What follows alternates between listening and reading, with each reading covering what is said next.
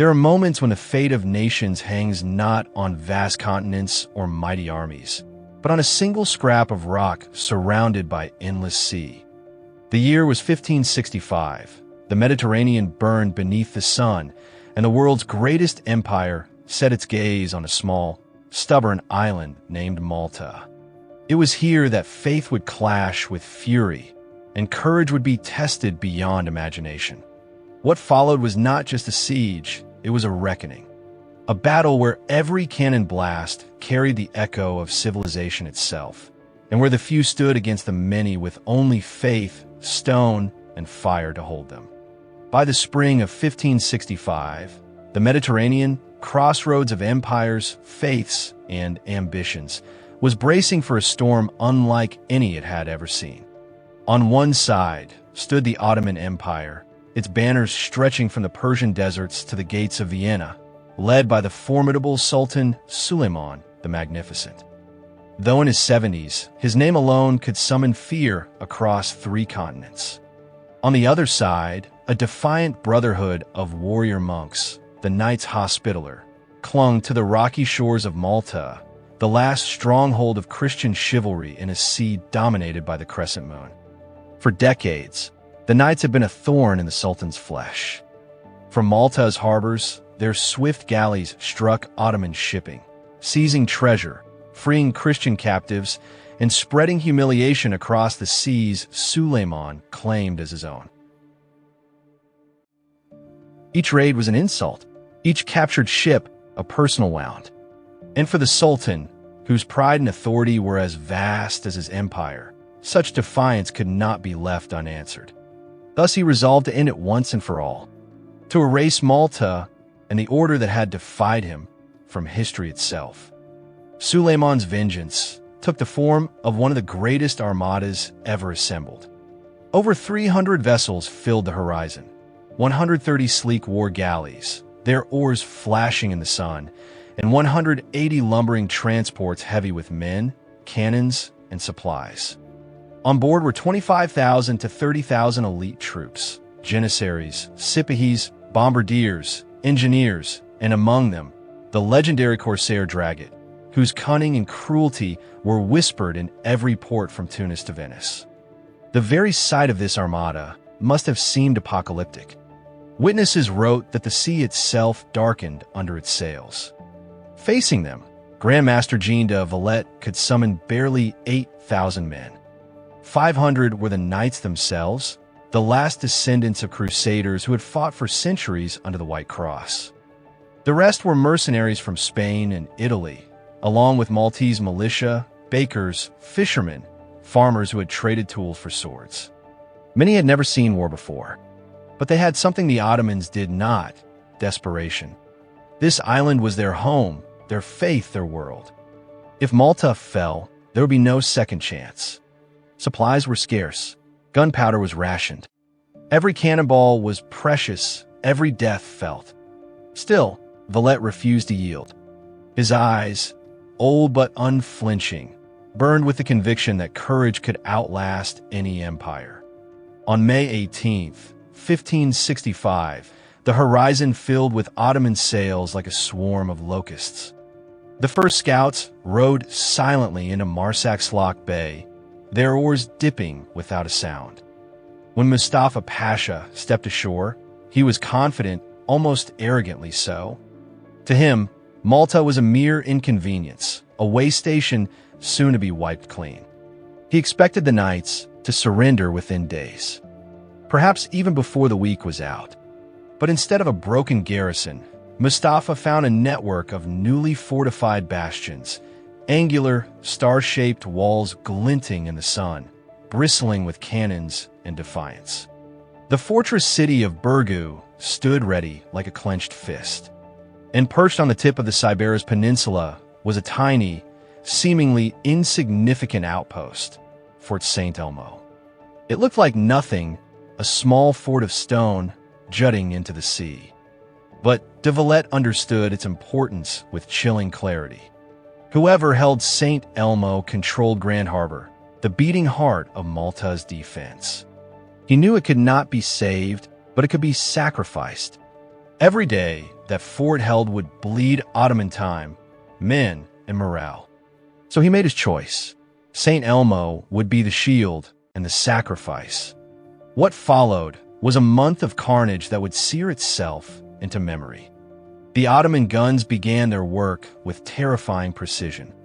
80-pound cannonballs screamed through the air, shattering walls and sending stone and flesh alike into the sky. Day and night, the bombardment continued without pause. The fort became a ruin of dust and fire, its defenders buried under debris, its battlements reduced to craters. But still, the knights refused to die quietly. By night, they counterattacked with reckless bravery, rolling burning barrels of tar down the slopes, setting Ottoman siege towers ablaze, filling the darkness with fire. Sometimes they fought hand to hand, blades flashing amid the flames, the air thick with smoke and screams. The losses were catastrophic on both sides. The once proud fort became a tomb, and the sea around it turned red. Yet, every time the Ottomans raised their banners in triumph, a new cross would appear on the walls. The defenders seemed to rise from the dead, driven by something far greater than survival. And then, amid the chaos, the unthinkable happened. A cannonball, fired from the ruined fort, struck a cluster of Ottoman officers on a nearby ridge. Among them was Dragut Reis, the Sultan's prized admiral and master of the seas. The explosion tore through him, leaving him mortally wounded. The man who had haunted Christian sailors for decades was dead within days. It was a blow that rippled through the Ottoman ranks like thunder. The invincible fleet now had no soul, no guiding spirit. Mustafa Pasha raged, but even he could see the shift in the men's eyes, fear where arrogance once stood. When St. Elmo finally fell, after 31 days of ceaseless bombardment, only a few dozen defenders remained alive. They were tortured and executed, their bodies nailed to crosses and floated mockingly across the harbor. Yet their sacrifice had bought time, precious, irreplaceable time. The main fortresses of Birgu and Senglea now stood fully prepared. The knights had lost a fort, but in truth, they had won the first act of the siege. The tide had begun to turn. By the summer of 1565, Malta was no longer just a battlefield. It had become a furnace where faith, courage, and empire were being melted into legend. Every stone of its bastions was soaked in blood. Every gust of wind carried the scent of gunpowder and death. Yet amid this nightmare, both sides still believed they could win. The Ottomans, because they were the greatest empire on earth. The Knights, because they had nothing left to lose. But as June faded into July, even the conquerors began to doubt their destiny. The Sultan's might had reached the edge of the world, and here, on a sun-baked rock barely visible on most maps, it was beginning to crumble. The fall of Fort St. Elmo should have marked the end of Maltese resistance. It was supposed to open the gates of Grand Harbor and signal the triumph of the Ottoman crescent over the Christian cross. Instead, it marked the beginning of the empire's undoing. The Ottomans had paid for a ruin, a pile of stones barely large enough to hold the dead they had left behind. But what they had lost was far greater than walls or soldiers. On that shattered rock, they had buried their momentum, their confidence, and, soon, their greatest captain. Dragut Reis, the old corsair king of the Mediterranean, had always seemed immortal. For half a century, his name had ruled the sea. Christian sailors cursed him in their prayers. Mothers frightened their children with tales of his sails appearing like ghosts on the horizon. At 80 years old, he was still a man of terrifying intellect, a tactician whose instincts outmatched any admiral of his age. To the Ottomans, he was the soul of their navy. To Suleiman, a weapon shaped by the hand of God. But even legends bleed. Late in June, Dragut rode out to survey the Maltese defenses, not with arrogance, but with curiosity, the way an old wolf studies the fences of a new prey. He stood beside his officers, watching the knights' guns flash from Fort St. Angelo across the harbor. Then, in a single heartbeat, fate struck. A cannonball slammed into the stone near him, shattering it into 1,000 fragments. One jagged piece, small as a fist, cut through his temple. The old corsair staggered, clutching the wound, and fell. He lingered for several days, slipping in and out of consciousness. The Ottoman physicians tried to save him, but Dragut knew his time had come. On June 23rd, the man who had once burned a dozen Christian cities closed his eyes for the last time. His death was like a shadow passing over the camp. The laughter stopped. The music fell silent. Even the sea seemed to mourn. The same day, Fort St. Elmo finally fell. What the Ottomans gained was not a fortress, but a graveyard. 2,000 to 4,000 of their soldiers lay dead, some buried by cannon fire, others left to rot under the pitiless sun. When the Ottoman banners were raised above the ruins, there was no victory cheer, no triumphant cry. Only exhaustion. Mustafa Pasha, humiliated by the slaughter, ordered vengeance. The bodies of the surviving knights were decapitated, their mutilated corpses lashed to planks and set adrift across the Grand Harbor. The current carried them straight toward Birgu, pale and headless, floating like a message written in horror. Jean de Valette understood it perfectly. His reply was immediate and merciless. He gathered the heads of Ottoman prisoners and ordered his cannons to fire them back into the enemy camp. The skulls crashed through tents and trenches, a gruesome reign of defiance. It was no longer a war of conquest. It was now a blood feud, personal, sacred, and eternal. As July dawned, the heat grew unbearable. Armor scorched the flesh beneath it. The smell of death hung over both camps. Inside Birgu and Senglea, food was scarce, water scarcer still. The Maltese ground barley with stones, mixed it with rainwater, and called it bread. Disease crept through the crowded streets. And yet, in the eyes of the defenders, there was still that impossible fire, the belief that they could outlast the impossible. The Ottomans, for their part, pressed forward with grim determination. They had learned from the slaughter at St. Elmo. Now they mined beneath the bastions, tunneling under the walls to collapse them from below. But the defenders were equally cunning. They dug countermines, intercepting the invaders underground. The tunnels became miniature battlefields, where men fought by torchlight, swinging pickaxes and daggers in suffocating darkness. The sounds of struggle beneath the earth mingled with the endless thunder of cannon above. Even the civilians joined the defense. Women carried stones and barrels of oil to the ramparts. When the Ottomans tried to cross the moats, the defenders poured the oil down and set it ablaze, turning the trenches into burning rivers. The flames illuminated the night sky, painting the sea red, as if the island itself had caught fire. By August, the siege had become a vision of hell. The dead lay unburied. The living were barely human.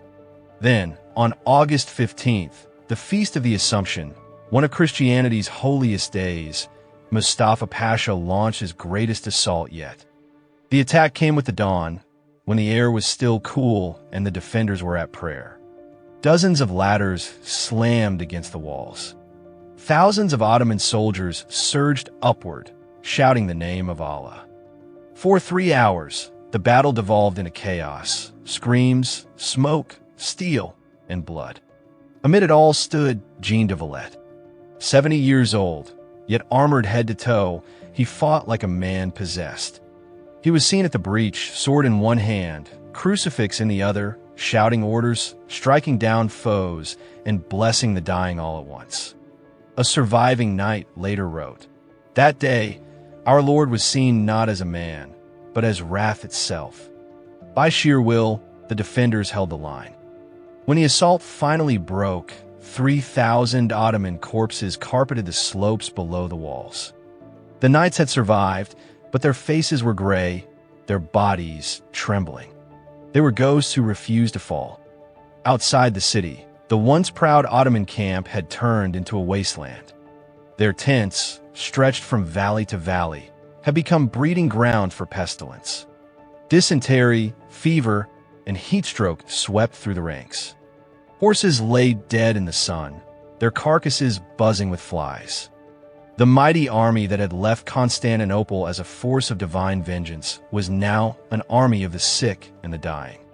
Inside Birgu, the situation was no better.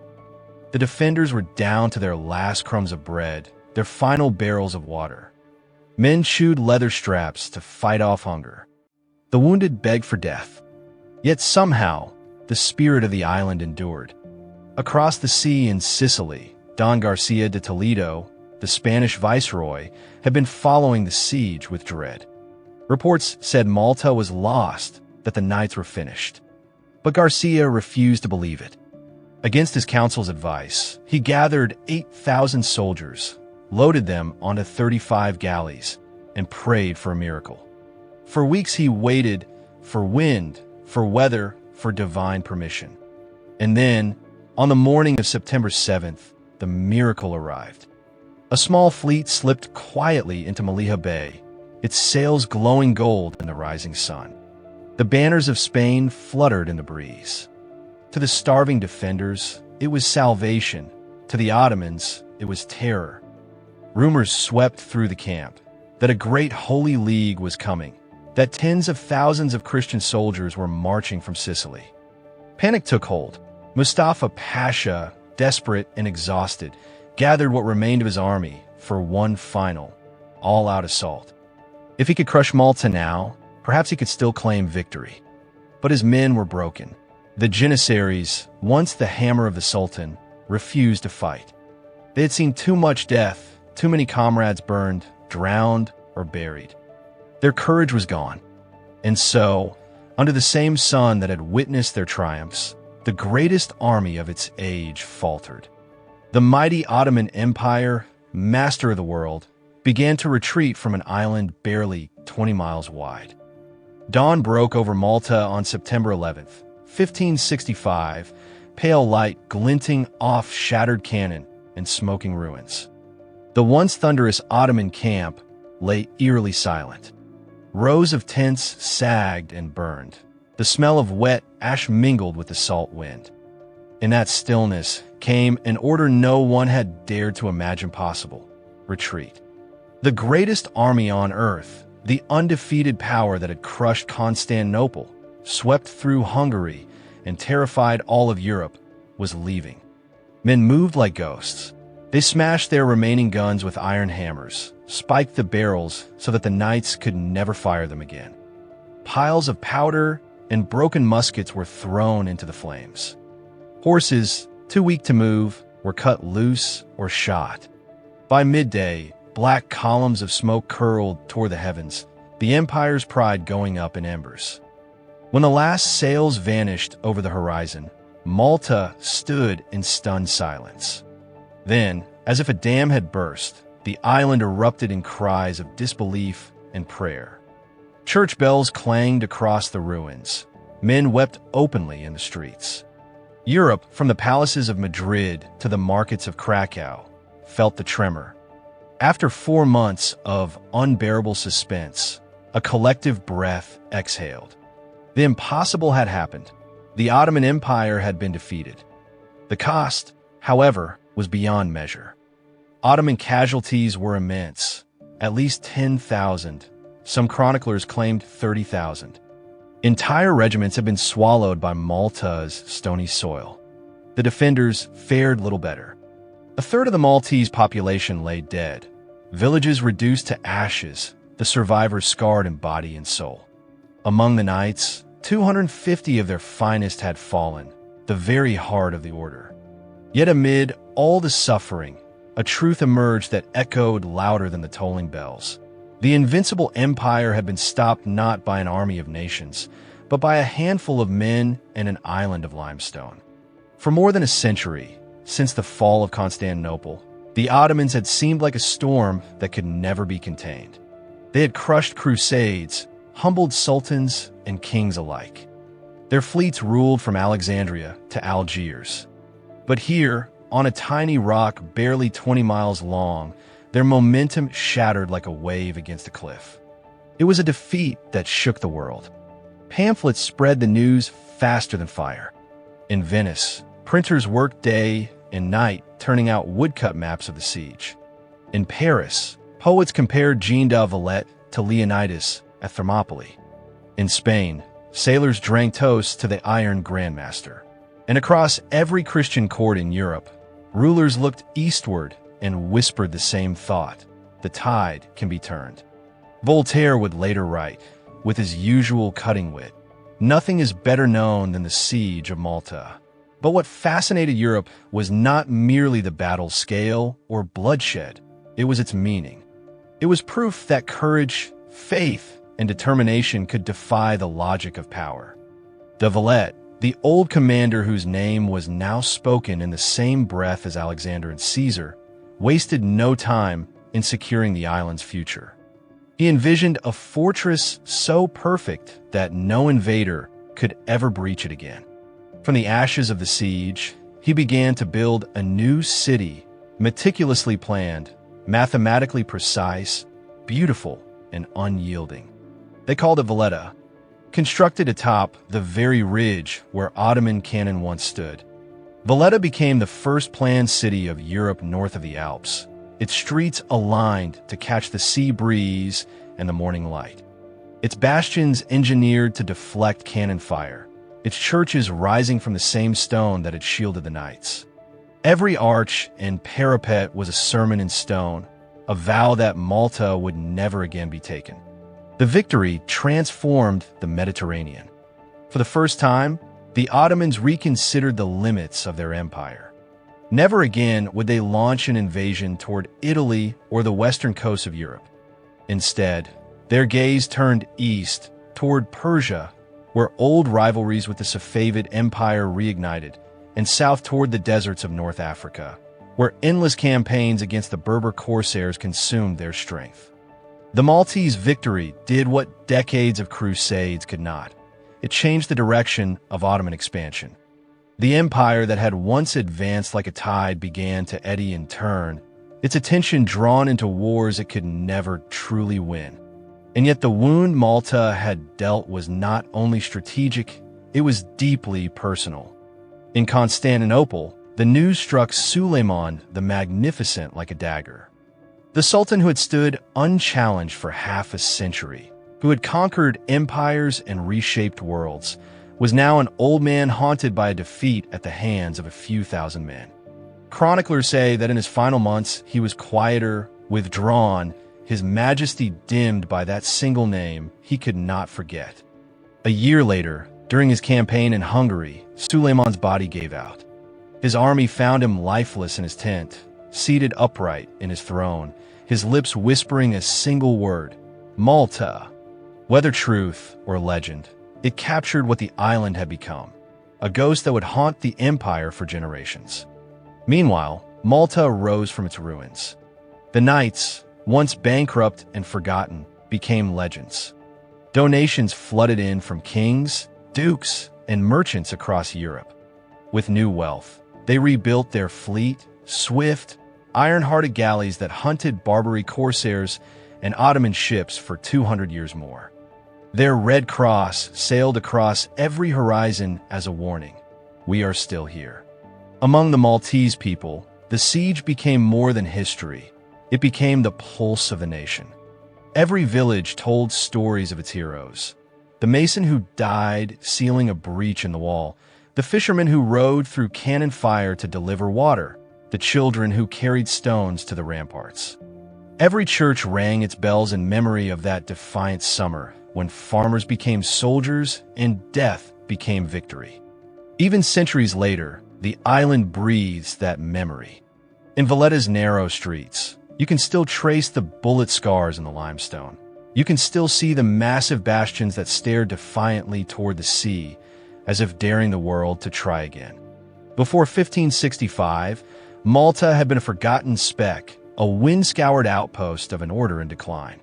After the siege, it became a symbol, the shield of Europe, the beacon of resistance. And the lesson endures. History often praises numbers, armies, empires, but Malta's defiance reminds us that sometimes the smallest spark can hold back the darkest storm. 500 knights, 3,000 Maltese farmers and fishermen, one aging commander with a cross on his chest and steel in his heart. They faced an empire of 30,000, and they won. Not with wealth, not with power, but with the unyielding will to say no further. So when you think that numbers decide destiny, remember Malta. Remember that even the mightiest armies can crumble before the courage of a few. That faith, discipline, and impossible refusal to surrender can change the course of history. Because the Siege of Malta wasn't just a victory of men, it was a victory of spirit. And centuries later, it still whispers to those who listen, stand your ground, no matter the odds.